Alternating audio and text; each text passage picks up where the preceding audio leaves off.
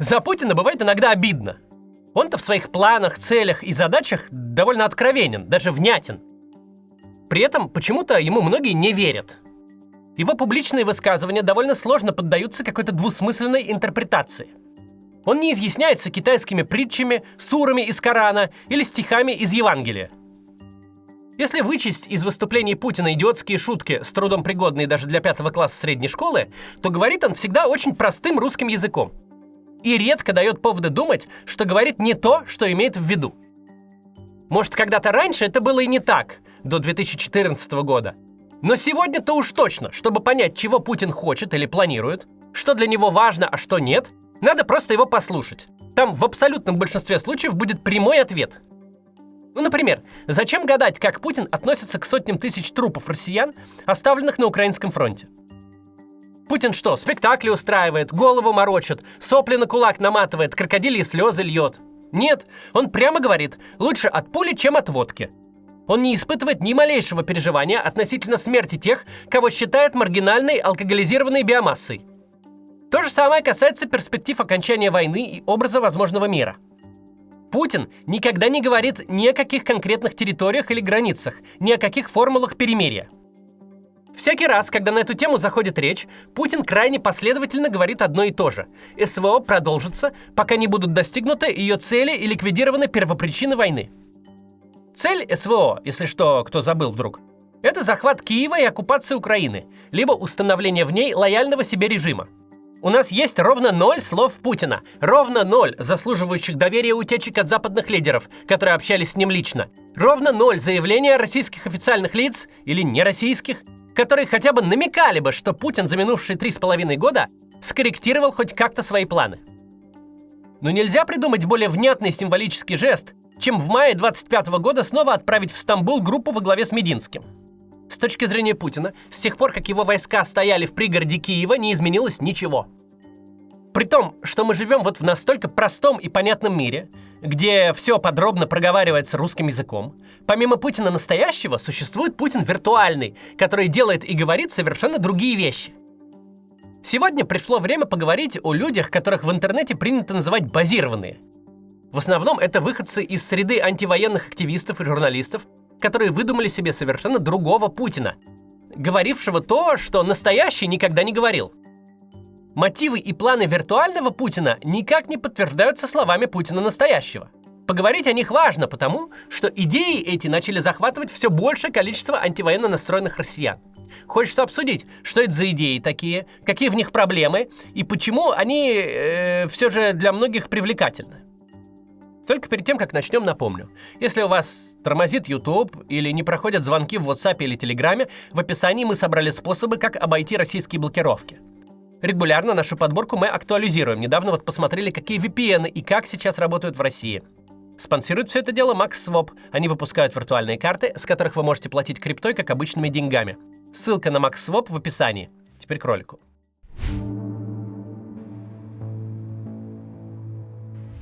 Определить спикера, который вот молвит базу, очень легко. Если кто-то вдруг начинает говорить так, будто как минимум каждый день с Путиным общается, а скорее даже обитает с ним в одной квартире и приходится близким, доверенным, поверенным, если человек вдруг начинает вести себя так, будто знает о мотивах и планах Путина больше самого Путина, видимо, перед вами именно такой человек. Подобный спикер всегда знает, что Путин хотел договориться с десяток раз за эту войну. Весной и осенью 22-го, летом 23-го, осенью 24-го, когда Трамп победил, и, конечно же, в феврале-марте 25-го, когда Трамп планировал заключить Путина в крепкие мужские объятия. Но всякий раз на пути доброй воли милосердного Путина вставало какое-то обстоятельство непреодолимой силы. Сначала Зеленский отказывался мириться в Стамбуле, потом европейские лидеры затеяли заговор, и вообще, как только Путин предлагал всем дружбу, больно и унизительно били его по рукам, поставляя очередные ракеты. При Байдене же он не мог пойти на мировую, потому что тот обидными словами обзывался. Трамп не обзывает его обидными словами, но давит публично, а Путин, как известно, публичному давлению не поддается. Когда Трамп не давит и в задницу целует, то тут же украинцы бьют куда не надо, а европейцы гадостями сыплют, и опять не может Путин мир заключить. Короче говоря, откройте твиттер условно Юлии Латыниной, и вы попадете в этот изумительный мир, где Путин хочет мира, но все остальные, начиная от Зеленского и заканчивая русскими либералами, решили этого не допустить. Все эти истории объединяют одно обстоятельство.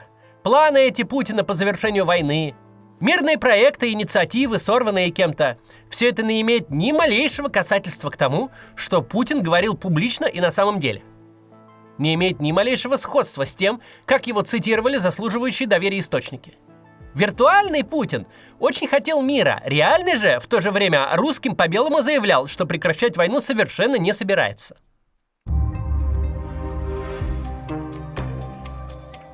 Все, что мы знаем о знаменитых стамбульских переговорах 22 года, свидетельствует только о том, что никакие переговоры никто не собирался вести. Мало того, что российскую группу возглавил тот самый Мединский, который ни по должности, ни по неформальному статусу просто не может принимать никаких решений. Не может, собственно, переговоры вести. Так еще и предложения, которые выдвинула российская сторона, были сформулированы таким образом, что их никто бы никогда не принял. Если мы попробуем объективно восстановить события, происходившие 3,5 года назад, мы убедимся. Тогда об этих самых переговорах не говорил вообще никто. Событие как будто не состоялось вовсе. О нем перестали говорить ровно в тот момент, когда стал известен состав российской делегации. Задним числом почему-то оказывается, что именно тогда Украине была предложена самая лучшая формула мира, и только желание Зеленского продолжать войну не позволило этой сделке состояться. В некоторых версиях к Зеленскому еще добавляется коллективный Запад и лично Борис Джонсон, который отговорил его подписывать мирное соглашение. Но такая реальность появилась минимум через 1,5 года после событий. В марте 22-го же было все совсем иначе. Если мы вновь взглянем на Путина образца марта 22-го, то увидим человека, который преисполнен оптимизмом, который рывком смог захватить огромный кусок чужой территории и все еще нависает над Киевом, у которого не случилось еще ни крейсера «Москва», ни харьковского контрнаступления ВСУ, ни потери Херсона, ни мобилизации, ни сошедшего с ума Пригожина. Тогда даже Гиркин-Стрелков еще не ныл, а анонсировал скорую победу у себя в Телеграме. 8 марта Путин выходит и говорит, мол, специальная военная операция идет в строгом соответствии с графиком и по плану. И тогда еще имелись вполне конкретные основания думать, что если уж не прям по плану, то в целом, довольно по плану, примерно как их собирались. Что вот-вот немногочисленные ресурсы Украины иссякнут, и Киев действительно падет. На момент вот этих мифических стамбульских переговоров российская пропаганда даже мысли ни о каких компромиссах не допускала. Там вещали только о победе военным путем, которая случится вот-вот, не сегодня, так через пару недель максимум. Каждый день сводки федеральных каналов обсасывали прогнозы, когда же капитулирует Киев. И если мы не будем фантазировать, додумывать, вкладывать свои мысли в чужую голову, а просто вспомним, что тогда говорил лично Путин, в чем была концепция всего оформления пропаганды, то никакое мирное соглашение в ту реальность просто не влазит. Путин ни на каком этапе этой войны ни слова не говорил о том, что претендует только на те куски украинской территории, где стоят его войска, и что он готов из этих позиций договариваться. Он вписал в Конституцию сильно больше, чем захватил. Сам себя поставил в ситуацию, при которой переговоры невозможны. В Запорожье и окрестностях больше 1 миллиона человек живет. Украина его Путину не отдаст, но город этот уже объявлен российским муниципальным образованием, и, по мнению Путина, говорить тут не о чем. Церемония в Кремле осенью 22 года, когда ответом на контрнаступление Украины в Харькове стало присоединение 4 украинских областей к России, это публичный, документально закрепленный отказ от самой перспективы переговоров, после которого исчезают любые компромиссные и промежуточные варианты, когда можно остановиться на текущей линии соприкосновения, например. О чем, опять же, Путин всякий раз сам говорит прямым текстом. Никаких переговоров относительно судьбы территории Российской Федерации вести он не будет, по его словам. Остальные же концепции – обмен одного на другое, замерение там и тут, перемирие по линии фронта – абсолютно все формулы мира, которые Путин якобы предлагал, а Украина от них якобы отказывалась, все эти концепции существуют где угодно, только не в том, что Путин реально озвучивал. Они просто вымышлены.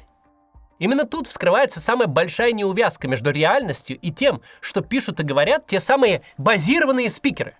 Потому что Путин с точки зрения публичных позиций исповедует ровно то, что проповедует. Он ни разу не называл никакие территории, на которых готов остановиться, ни разу не говорил, что готов поступиться границами, которые сам нарисовал. В случае с Сумской областью, например, он прямо говорил, дескать, мы еще не решили, будем ли ее захватывать. Его слова сложно интерпретировать иначе, как «будем продвигаться настолько, насколько сможем, и по мере продвижения объявлять территории своими». Этим он и занимается. За 4 года не изменилось ничего ни в словах Путина, ни в его действиях. В его желаниях захватывать украинские территории его ограничивают только ВСУ и оборона, которую они выстраивают. Но в реальности, которую проповедуют спикеры вроде Юлии Латыниной, за все время происходили эпохальные повороты сюжета. Оказывается, Трамп и Путин договорились еще осенью, а потом каждый раз передоговаривались. Каждый их звонок, каждый разговор и контакт должны были обязательно вести к миру. А когда в очередной раз не приводило, виноваты оказывались все, кто в последний момент заклеймил Путина нехорошим человеком, подверг его публичному давлению, кто не туда съездил, не так улыбнулся и не то сказал. При этом в реальном мире никаких сигналов к тому, что Путин вообще начал хоть как-то действовать иначе или говорить, менять стилистику пропаганды, бюджетные приоритеты, сокращать набор контрактников. Как-то готовить страну к выходу из войны, всего этого не наблюдалось. Всегда происходило ровно наоборот.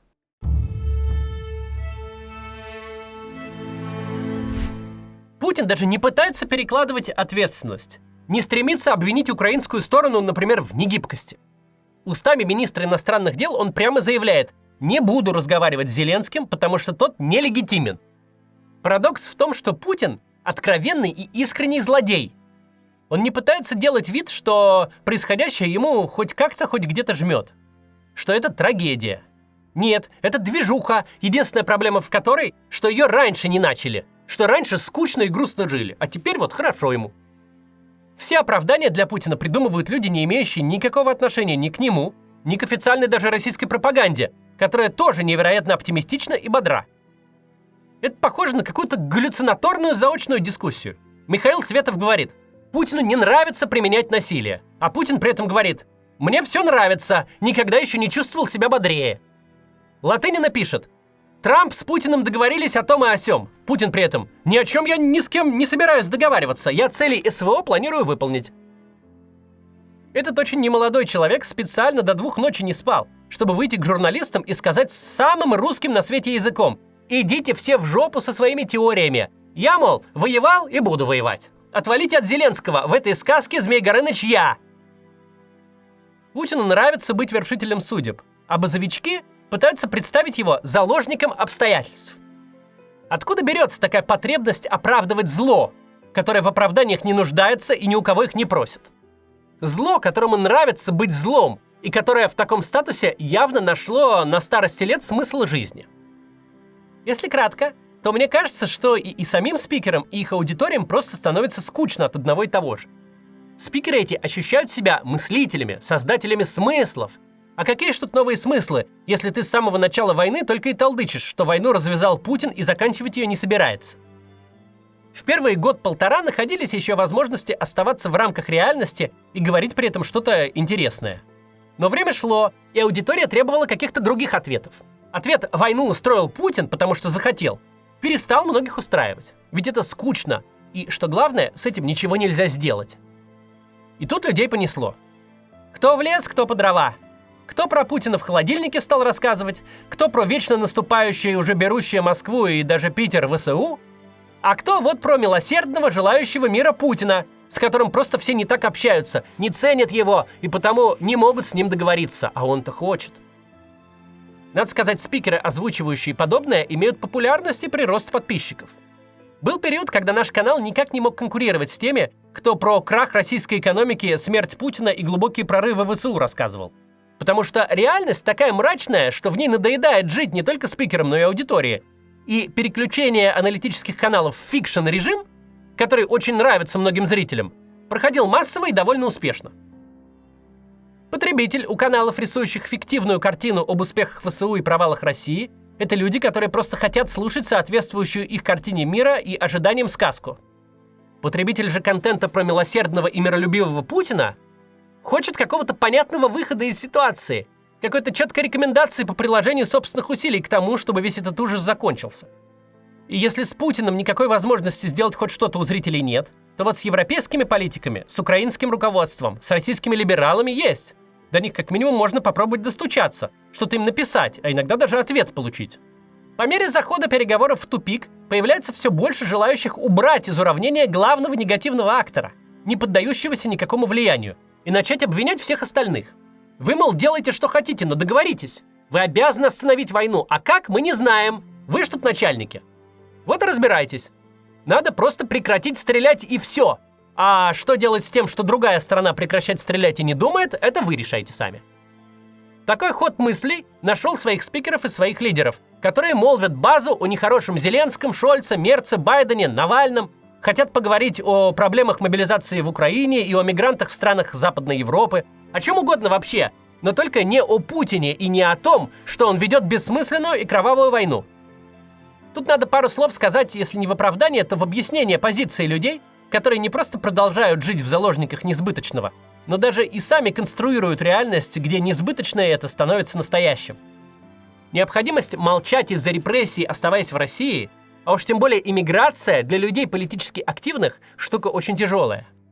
Потому что политически активные люди привыкли к тому, что они на что-то влияют. Понятно, что на Путина влиять бессмысленно, а находясь в России и опасно. Он в нынешней реальности как стихийное бедствие. Он не чувствителен к общественному мнению, действует исходя из своей логики. Но есть те, на кого влиять можно. На либералов в Твиттере и Ютубе, в какой-то степени на украинскую аудиторию, может быть, на отдельных западных политиков, которые говорят по-русски и воспринимают наших спикеров. Это страшно наивное представление, но очень понятное. Если мы не можем воздействовать на Путина, то давайте попробуем воздействовать на действительность вокруг Путина. Не потому, что действительность вокруг Путина нам подвластна, но потому, что сам Путин не подвластен точно.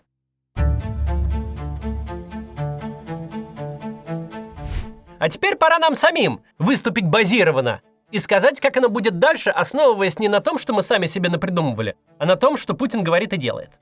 Во-первых, он органично себя чувствует в состоянии войны. Достаточно сравнить стиль его публичных выступлений до 22 года и после, чтобы понять, до какой степени изменилось его настроение. Никаких больше замерзших подъездов в Сургуте, никаких вечно всем недовольных пенсионеров, никаких вопросов на прямой линии о вырубке рощи и свалке токсичных отходов. Никто больше не склоняет Путина за дворцы, за любовниц, возглавляющих медиахолдинги, не напоминает о том, как он прет из России в собственный карман и карман друзей по секции дзюдо все, что не приколочено.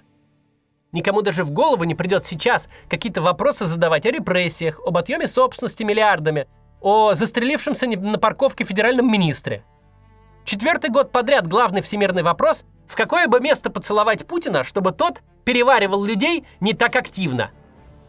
Ставка ЦБ в 18%, дефицит бюджета прирастает по триллиону в месяц, КамАЗ перешел на 4-дневку, продукты дорожают, бензин растет, мобильный интернет не работает в половине страны, а где работает, там половины интернета нет, от Ютуба до Инстаграма, голосовые звонки отрубили. Без войны любого из этих событий хватит, чтобы стать отдельным сюжетом на месяц. На месяц, в который Путину будут выносить мозг, да еще неизвестно, чем закончится. А сейчас, когда на фронте по самой минимальной оценке гибнет человек по 300 в день только российских солдат, ну какие к чертовой матери голосовые звонки в WhatsApp? Какие к черту замерзшие подъезды, сгоревшие леса, сфальсифицированные выборы, украденные деньги, посаженные люди? К чему вообще вся эта скучная ерунда? Война убила в России внутреннюю политику. Все стало неважно. Все, что Путина бесило и раздражало, ушло навсегда, сменившись бодрыми фронтовыми сводками. О да, конечно, Путин невероятно страдает по этому поводу. Бесконечно переживает, что у него полностью развязаны руки. Можно ни в чем себе не отказывать и ничего не стесняться. Он снова мечтает отвечать на вопросы, почему там какой-то провинциальной многодетной семье квартиру положенную не дают. Нужны ли Путину развалины Донецкой и Луганской областей? Удовлетворится ли он их захватом?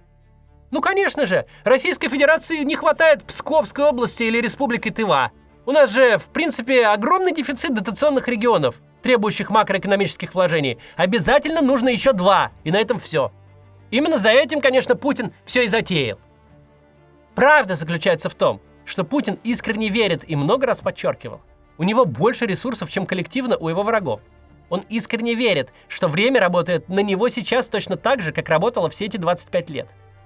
Где-то сменится власть, где-то будут внутренние проблемы, у кого-то закончатся деньги, снаряды, политическая возможность Украине помогать и вступаться за Восточную Европу в целом. Придут правые или левые, неважно, толкнут новую идею, что Германия и Франция first, Союзники пусть сами с своими проблемами разбираются. А у Путина ничего не закончится. Ведь он пришел при Клинтоне, сидел при Буше, Обаме, Трампе, Байдене, снова Трампе. Все давно уже позабыли политических лидеров, при которых Путин был у власти, а он все еще тут. Сами мы это выдумали? Нет. Достаточно открыть посиделки Путина с Лукашенко, где прямо так и проговаривается. Ну да, медленно, но верно продвигаемся. Возвращаем, говорит, свое. А что такое свое? Ну, уж как минимум вся Украина. В какой реальности Запорожье Путин считает своим, а Харьков нет? Путин хочет и будет делать максимум из того, что у него получается. Существует некоторая вероятность, что чиновники экономического блока в какой-то момент смогут до него достучаться с мыслью о 98-м годе. О том, что нужно хотя бы переждать и поднакопить денег, что слишком много долгов накопилось и слишком мало идей, как их гасить. Но пока такое не выглядит слишком вероятным. Пока, если слушать и смотреть на действия Путина, которые существуют на самом деле, если не выдумывать себе Путина, который нравится, то вывод следует только один. Он любит воевать. Никакие территории и никакие компромиссы не станут для него поводом окончить войну. Воевать он будет до тех пор, пока сможет. Если гипотетически взять и сдать ему Славянск с Краматорском, то после этого он, мобилизовав в российскую армию все оставшееся мужское население этих городов, просто пойдет на Днепр с Харьковом, а больше не изменится ничего. Очень непозитивный вывод, но единственный из возможных за пределами фантазий. Вывод, который объясняет все и ничему не противоречит. Вывод, который соответствует наблюдаемой реальности. Вполне осознаю, что в сентябре 25 года эта позиция, что войну начал и ведет Путин и прекращать не собирается, и в этом вся причина наших проблем, позиция эта воспринимается уже чуть ли не как брюзжание. Ну сколько можно уже про этого Путина? Смени пластинку. Давай про Зеленского поговорим, про Байдена, Мерца, про левые либеральные институции и Джорджа Сороса, про бусификацию, антикоррупционные законы и русский язык в Украине как государственный. Хоть про что-нибудь новое. Я понимаю такое отношение. Однако мне почему-то кажется очень важным, хоть сейчас это и не имеет никакого влияния на ситуацию, но все же попробовать сохранить хотя бы тут, в моей передаче, адекватный взгляд на происходящие события. У меня нет этому рационального объяснения. Но почему-то мне кажется, что если мы здоровый и основанный на реальности взгляд на события сохраним, это нам когда-то в будущем поможет выйти из того мрака, где мы сейчас. Да, это депрессивно. Да, сделать с этим сейчас мы ничего не можем. Но войну начал и ведет Путин. Безо всякой причины, безо всякого смысла, а просто потому, что ему хочется. России не нужны ни Мариуполь с Бахмутом, ни Славянск с Краматорском. Во взятии руин этих городов нет никакого смысла, да и во взятии их целыми тоже смысла не было бы никакого. Но Россия напрягла все ресурсы, теряет десятки тысяч человек, тратит все имеющиеся деньги и набирает в долг у будущего, чтобы вести войну за эти места. И виноваты в этом не Мерц с Шольцем, не левые либералы и не обороняющийся Зеленский, а президент России Владимир Путин. До завтра.